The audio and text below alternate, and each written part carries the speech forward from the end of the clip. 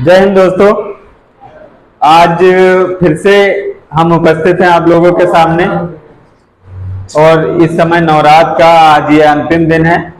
तो नवरात्र की आप लोगों को सभी को ढेर सारी शुभकामनाएं। आई होप सभी की अच्छी बीती होंगी नवरात्र। जो आपने मांगा होगा वो आपको माता जी करें जल्दी ही मिले आपको।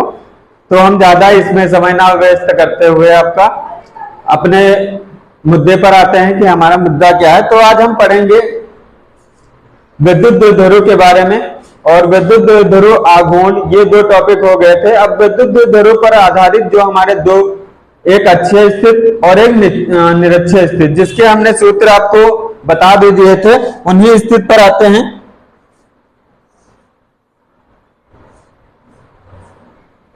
ये हमारे जो सूत्र थे, एक अक्षीय स्थिति में और दूसरा हमारा निरक्षीय स्थिति में, तो इनकी बात करेंगे हम। तो सबसे पहले हम समझेंगे कि अक्षीय स्थिति क्या होता है और निरक्षीय स्थिति होता क्या है। तो हमारा जो विद्युत द्विध्रुव आघूर्ण था, पहले उसको समझ लेते हैं अच्छे से। कि जैसे मान लीजिए हमारे पास दो आवेश हैं विपरीत परिमाण के, एक है ये माइनस वाला है, माइनस का क्यू, एक हमारे पास प्लस का क्यू है। ये दो आवेश हो गए। इनके बीच की दूरी हमने क्या ली थी? 2L ली थी। क्या ली थी भैया? 2L ली थी। तो इनके बीच की दूरी हमारी हो गई 2L। और अगर जो हम बात करें इसके आगे, तो अक्षीय स्थिति और निरक्षीय स्थिति, इनका हम अक्ष वाला जो है वो दिशा बना लेंगे। तो ये हमारी क्या हो जाएगी? स्थिति हो जाएगी। अब इसके अगर जो हम इसको देखें तो ये हटा दे थोड़ा सा, अभी समझ में नहीं आएगा फिर। ये दूरी हमारी है। अब हम अगर जो इसके अनुदिश देखें तो डैश डैश डैश डैश एक बिंदु यहां पर आएगा, एक हम इधर बनाएं एक्सिस के आधार पर, तो डैश डैश एक बिंदु ये हो गया। ऐसा नहीं, हम इधर भी बढ़ा के बना सकते हैं, लेकिन हमें एक्सिस पर दो ही बिंदु लेने हैं। कितने लेने हैं भैया? दो बिंदु लेने हैं। एक ये बिंदु हो गया, एक ये बिंदु हो गया हमारा। इसको भी हमने नाम दे दिया P और इसका भी हमने नाम दे दिया P। तो ये वाला जो बना हमारा, ये अक्षीय स्थिति हो जाएगी हमारी। ये कौन सी कहलाएगी? अक्षीय स्थिति कहलाएगी। इसे हम कहेंगे अक्षीय स्थिति। बात समझ में आई? इसे हम क्या कहेंगे? इसे हम कहते हैं निरक्षीय स्थिति। ये हमारी हो जाएगी निरक्षीय स्थिति।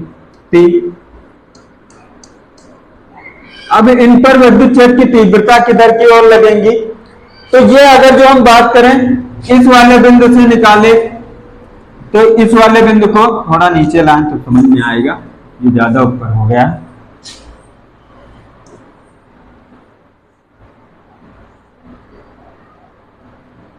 ये अब देखो, समझो, अब समझो सारी चीजें इसमें। ये निरक्षीय स्थिति, ये अक्षीय स्थिति। अगर जो हम इसकी विद्युत क्षेत्र की तीव्रता देखें तो हमारे जैसे मान लीजिए ये हमारा एक विद्युत द्विध्रुव आघूर्ण है, plus minus Q plus Q. ये डैश डैश अक्षीय स्थिति में हमारी विद्युत क्षेत्र की तीव्रताएं क्या हो जाएंगी? तो इस पे जो इस आवेश के कारण विद्युत क्षेत्र की तीव्रता होगी, तो इसकी जो लगेगी इस दिशा में बल आ जाएगा हमारा, तो इसी दिशा में हो जाएगा हमारा E1। हमने क्या मान लिया? इस प्लस क्यू आवेश की विद्युत क्षेत्र की तीव्रता E1 है। अब ऐसे ही हम इस माइनस वाले का देखेंगे। किसका? माइनस वाले का। तो ये इस पर जो बल लगेगा वो किधर की ओर जाएगा? इसके अपोजिट दिशा में। ये हमारा बल जा रहा है, सॉरी इधर के नहीं,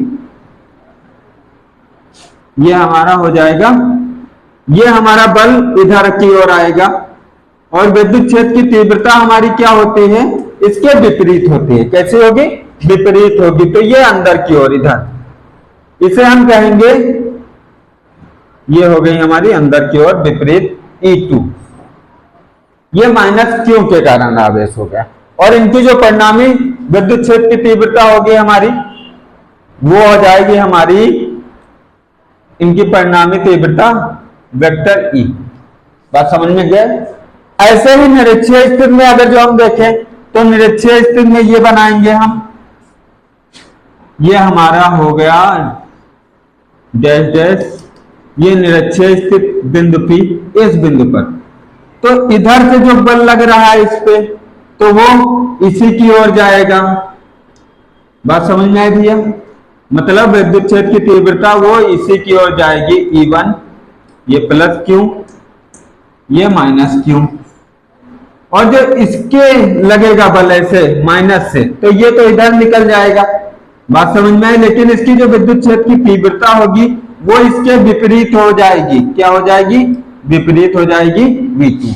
बात समझ गए इतना कि जो हमारा प्लस Q के कारण जो आवेश लग रहा है वो बाहर की ओर गया, और उसी दिशा में विद्युत क्षेत्र की तीव्रता भी हमारी होगी। जो माइनस Q के कारण लग रहा है तो वो तो बाहर की ओर बल तो चला गया, लेकिन उसके विपरीत दिशा में हमारी क्या लगेगी? विद्युत क्षेत्र की तीव्रता। इसलिए ये विपरीत दिशा में हो गई विद्युत क्षेत्र की तीव्रता। आगे बढ़े तो इसमें अब बस यही हमें, जैसे अच्छे स्थिति में देखना तो बस हमें यही हिंदी में अब लिख लेना है, जैसे गणित में हम लिखते हैं मैथमेटिकल फॉर्म परमेय संख्या में P बटे Q को गणितीय रूप में, वही काम है। यही चीज, ये चीज अब हिंदी में डिस्क्राइब कर लेनी हमें।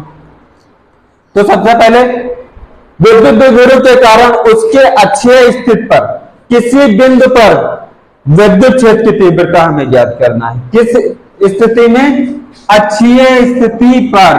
किस स्थिति पर? अक्षीय स्थिति पर। तो अक्षीय स्थिति हमारी क्या है? ये वाली हमारी अक्षीय स्थिति है। तो इसी पर हमें क्या ज्ञात करना है? इस पर हमें ज्ञात करना है बिंदु पर विद्युत क्षेत्र की तीव्रता। क्या ज्ञात करना है भैया? विद्युत क्षेत्र की तीव्रता। तो हम सबसे पहले ये चित्र बना लेंगे। इधर चित्र हमारा हो जाएगा एक AB विद्युत द्विध्रुव आघूर्ण है, AB, जिसका मध्य बिंदु क्या है? O है, मध्य बिंदु O है, तथा पराविद्युतांक K है, और इसी के आगे अक्षीय स्थिति में बिंदु P स्थित है, तथा बिंदु A पर आवेश है माइनस Q, बिंदु B पर आवेश है प्लस Q। अब इसके कारण जो लगने वाले विद्युत क्षेत्र की तीव्रताएं हैं, तो यहां पर इस बिंदु पर तो एक बाहर की ओर प्लस Q के कारण लगेगी, उसे हम कहेंगे E1। एक अंदर की ओर माइनस Q के कारण लगेगी, उसे हम कहेंगे E2। जो परिणामी तीव्रता होगी वो होगी E। अब इसी को, इतने को इनके बीच की दूरी हम मान लेंगे 2L, और बिंदु O से बिंदु P के बीच की दूरी, बिंदु P के बीच की दूरी ये हम मान लेते हैं R, स्मॉल r। बस हो गया। ये हमारा चित्र था एकदम इजी सा। एक विद्युत द्विध्रुव है AB, तो हम क्या लिखेंगे? माना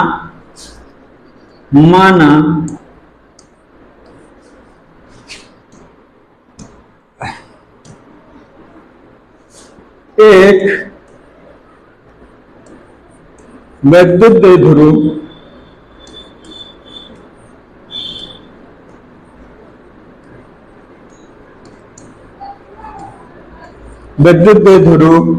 AB किसी माध्यम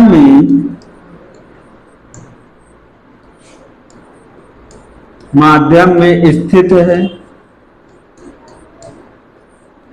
किसी माध्यम में स्थित है भैया, किसमें? किसी माध्यम में स्थित है। माध्यम हो सकता है, स्थित है, जिसका पराविद्युतांक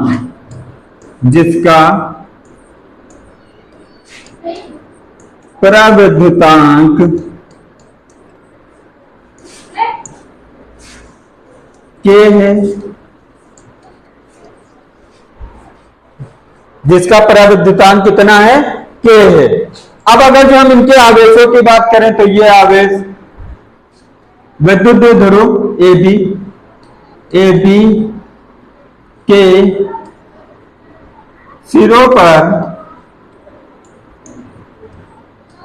सिरों पर माइनस क्यू व प्लस क्यू आवेश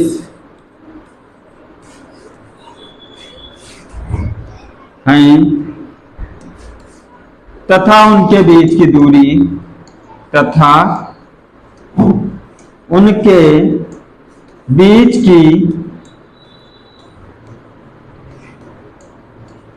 दूरी 2l है। अब क्या बचा हमारा, इतना हो गया पार्ट।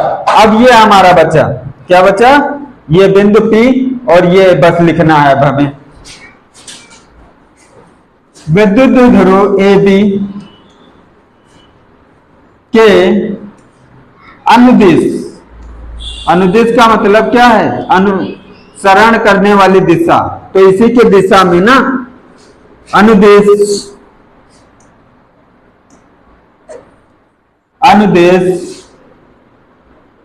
एक बिंदु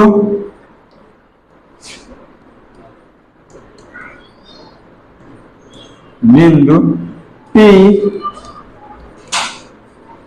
स्थित है, एक बिंदु P स्थित है। ये समझ में आ गया कैसे लिखा जाएगा, और कुछ नहीं लिखना, बस इतना ही आपको लिखना है और इसी को देख कर लिखना है। ये नहीं कि आपको रटना है सारी चीजें, बस जो आप बना रहे हैं चित्र वही यहाँ पर लिख देना है। बात समझ में आ गई भैया। अब हम बारी बारी से लिखेंगे। प्लस क्यू आवेश के कारण उत्पन्न विद्युत क्षेत्र की तीव्रता, बिंदु P पर उत्पन्न विद्युत क्षेत्र की तीव्रता।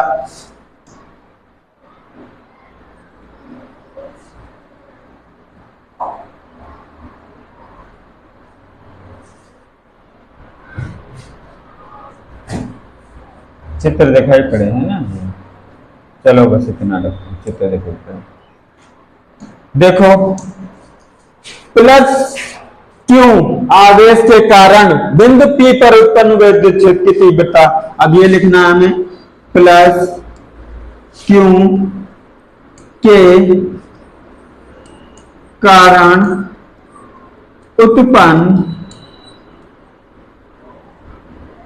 कारण बिंदु P पर उत्पन्न विद्युत क्षेत्र की तीव्रता, विद्युत क्षेत्र की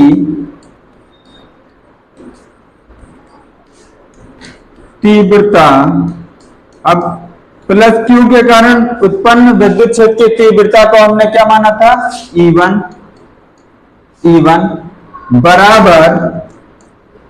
बराबर हमारा क्या है, बिंदु आवेश के कारण उत्पन्न विद्युत क्षेत्र की तीव्रता हमने क्या बताई थी आपको, 1/E बराबर 1/4 पाई एप्सिलॉन नॉट इंटू के।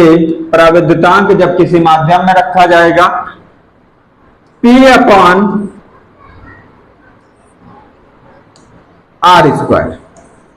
सॉरी P नहीं था ये, क्यों क्या बताए थे, Q/R²। बात समझ में आ गई, कोई समस्या यहां तक, ये हमारा हो गया मान। अब देखो यहां पर, यहां R² है तो उनके बीच की दूरी R थी, लेकिन हम जिस बिंदु से देखेंगे उसी बिंदु से, इसमें कहीं लिखे हैं, यहां लिख लो, और AB का मध्य बिंदु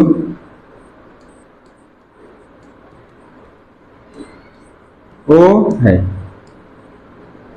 O से तथा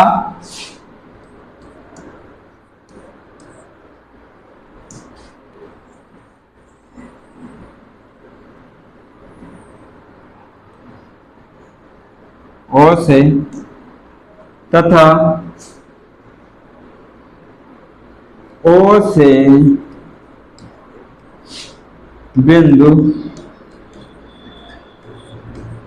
P के बीच की दूरी स्मॉल r है, तो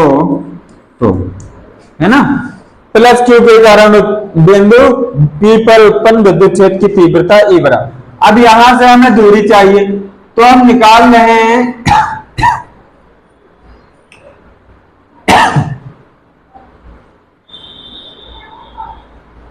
ये थोड़ा यहां दूरी, ये बिंदु B से, ये B कर लो, बिंदु B से P के बीच की दूरी R है। ये दूरी इतनी हमें क्या करनी है, यहां तक की दूरी हमें R माननी है।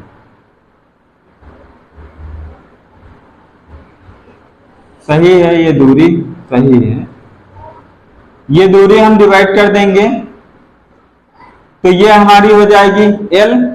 इधर समझाते हैं अच्छे से, तब समझ में आएगा।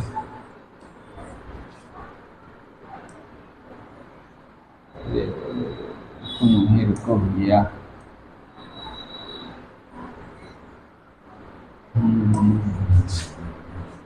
देखो ध्यान से समझो भैया, यहां पर ये दूरी हमारी कितनी हो जाएगी, ये अगर जो 2L है तो ये आधी हमारी कितनी हो जाएगी, ये L हो जाएगी, ये L हो जाएगी। अब ये पूरी दूरी हमारी R है, क्या है, पूरी दूरी हमारी R है, O से बिंदु P के बीच की दूरी R है। अब यहां से देखो, ये अगर जो हम इतनी दूरी ज्ञात करें, इतनी दूरी यही तो हमें लिखनी है, प्लस Q के कारण है तो इतनी दूरी हम, तो ये R में से इतनी माइनस हो रही है, R में से, इस R में से ये पूरी R है, इसमें से इतनी माइनस हो रही है, इतनी माइनस कर देंगे तो ये वाली बचेगी, तो R माइनस L हो जाएगा हमारा। तो ये R हटाकर हम क्या लिखेंगे, यहां से R हटाकर हम क्या लिखेंगे, इंटू Q अपान R हटाकर हम लिख देंगे R माइनस L। ये हमारी हो गई विद्युत क्षेत्र की तीव्रता।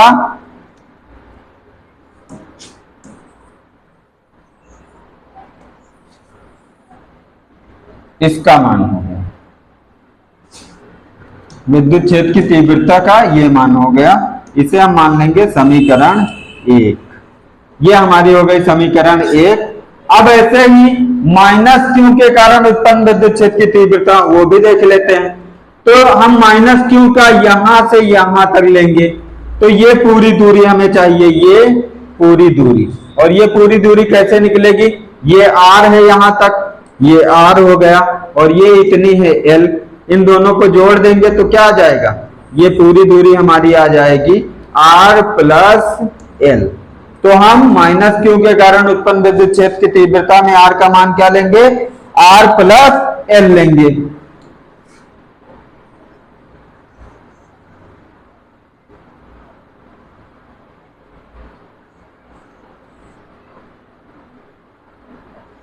चलो देखो, माइनस Q के कारण बिंदु P पर उत्पन्न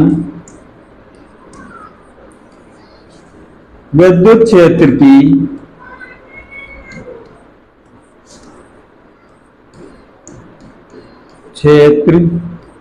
की तीव्रता E2 बराबर 1/4 pi epsilon nought into K Q upon R plus L का होल स्क्वायर, यहां भी होल स्क्वायर। बात समझ में आ गई भैया, R प्लस L का whole square 1/4 pi epsilon nought into K और into Q upon R plus L का होल स्क्वायर। अब हमें क्या ज्ञात करना है, अब हमें परिणामी तीव्रता निकालनी है। परिणामी तीव्रता या विद्युत क्षेत्र की तीव्रता भी कह सकते हो। परिणामी तीव्रता बराबर E बराबर E1 माइनस E2, ब्रैकेट में यहां लिख लेंगे क्योंकि E1 is greater than E2। यहां पर क्या है, जो हमारे प्लस Q के कारण आवेश है वो तीव्रता बड़ी है, तो हम क्या निकालेंगे, अनुदिश है। ये रेखा में क्या है, अनुदिश है हमारे।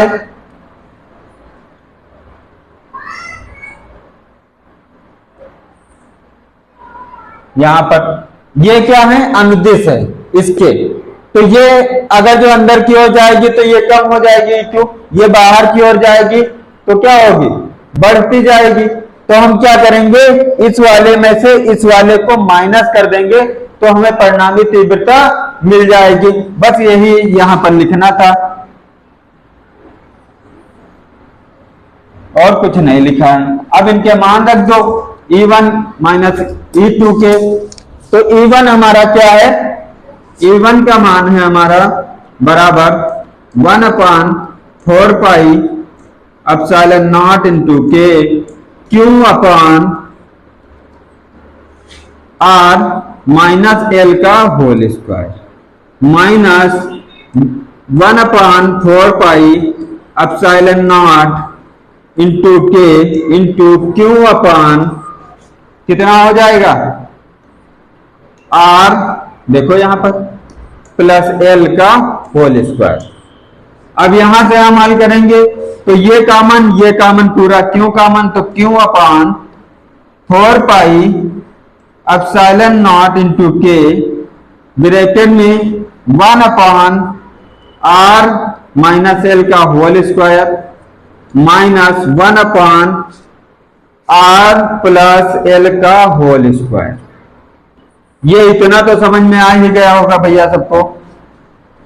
अब इसको हल करेंगे तो क्रॉस मल्टीप्लाई करा देंगे, इसका इससे और फिर लास्ट में इसका इससे, तो आ जाएगा 1/4 pi epsilon nought into K into bracket में ये इधर गुणा होगा तो R प्लस L का whole square minus R minus L का होल स्क्वायर बटे ये हमारा R माइनस L का whole square into R plus L का होल स्क्वायर। ये हमारा इतना मिल जाएगा। अब इसको और आगे बढ़ाएंगे, सॉल्व करेंगे हमारा तो क्या मिलेगा, देखो 1/4 पाई एप्सिलॉन नॉट इंटू के।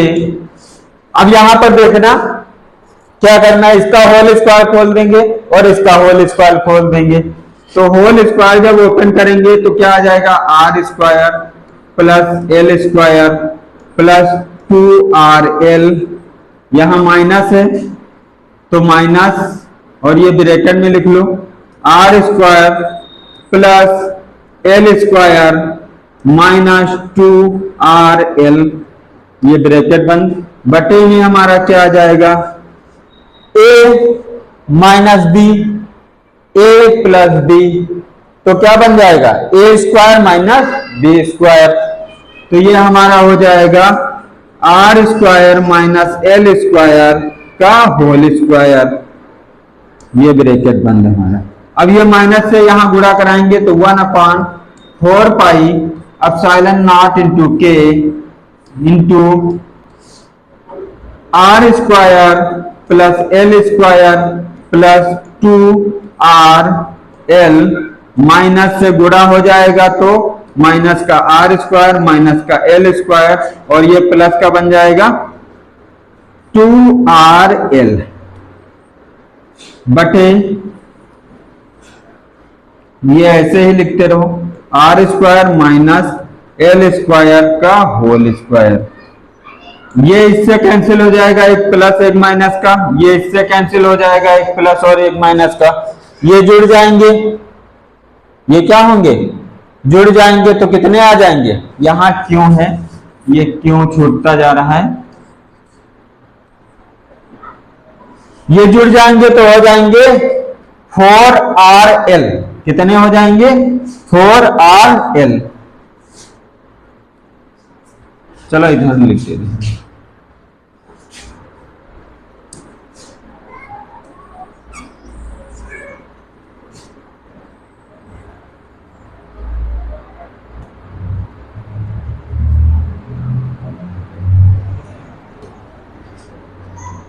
बराबर Q upon 4 pi epsilon nought into K into bracket में हमारा क्या बच जाएगा 4RL अपान R square minus L square का होल स्क्वायर, ये ब्रैकेट बंद।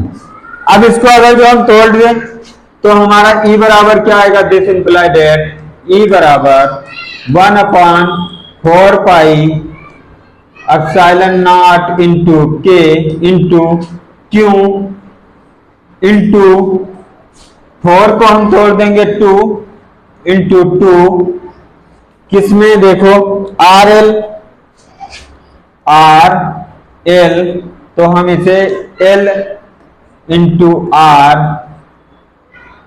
ये लिख सकते हैं बटे में R square minus L square का होल स्क्वायर। अब यहां से देखो हमारा क्या था, विद्युत द्विध्रुव आघूर्ण, विद्युत द्विध्रुव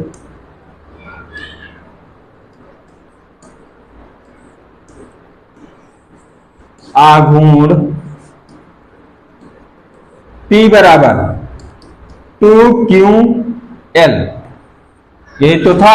अब ये हम इतना मान रख लेंगे, देखो इसको आगे कर दें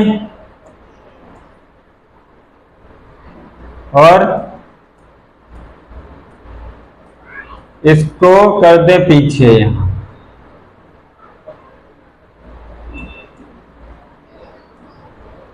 तो हमारा ये इतना सूत्र बन जाएगा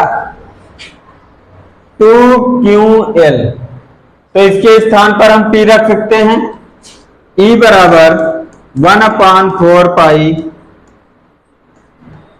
एप्सिलॉन नॉट इंटू के 2 P R, ये बन जाएगा हमारा बटे नीचे क्या आ जाएगा हमारा R square minus L square का whole square.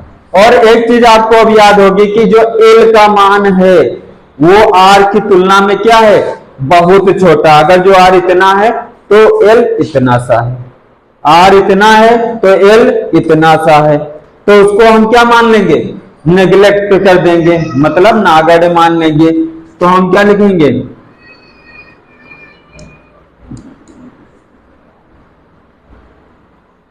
L very very very very less than R, इसलिए L को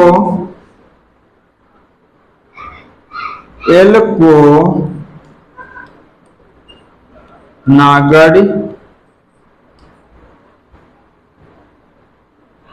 मानने पर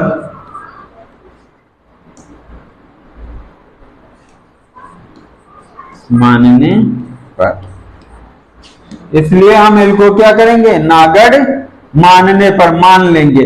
और फिर हमारा क्या आ जाएगा मान, दिस इंप्लाइड दैट E बराबर 1 अपान 4 pi epsilon nought into K into ऊपर आ जाएगा हमारा 2 P R और नीचे ये शून्य हो जाएगा तो R स्क्वायर का होल स्क्वायर हो जाएगा। R स्क्वायर का क्या हो जाएगा भैया, होल स्क्वायर हो जाएगा।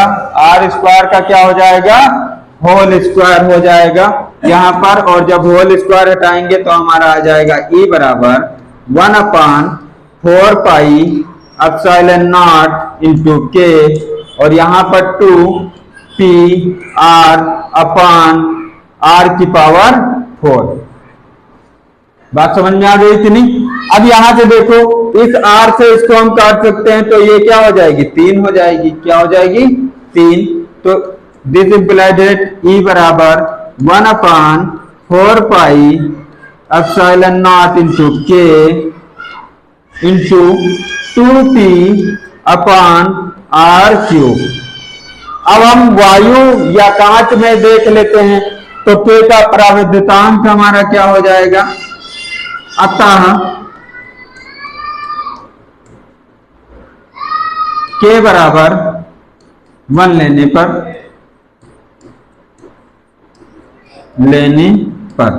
अब ये क्यों हम ले रहे हैं, तो ये ब्रैकेट में लिख लो, वायु या कांच में द्विध्रुव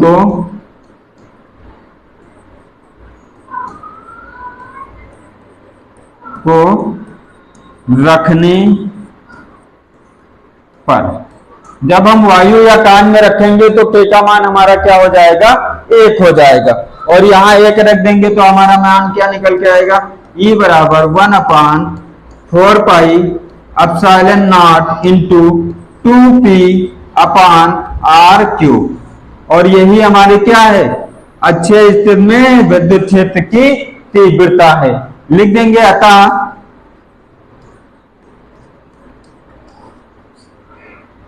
परिणामी तीव्रता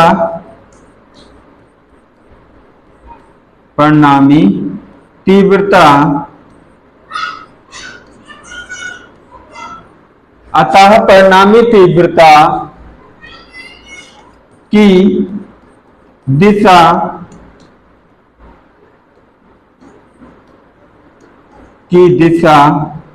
माइनस क्यू से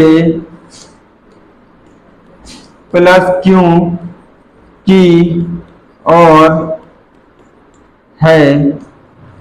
और लास्ट में ये हमारा सूत्र है, और इसका मात्रक क्या हो जाएगा, मात्रक भैया विद्युत क्षेत्र की तीव्रता का मात्रक न्यूटन प्रति मीटर। यही तो पढ़े थे, बात समझ में आ गई। अगर जो आपको यहां तक कोई भी समस्या आ रही है समझने में, तो एक बार और आप वीडियो को दोबारा देखिएगा, और अगर जो कोई भी समस्या होगी तो आप कमेंट बॉक्स में कमेंट भी कर सकते हैं। जय हिंद, नमस्कार।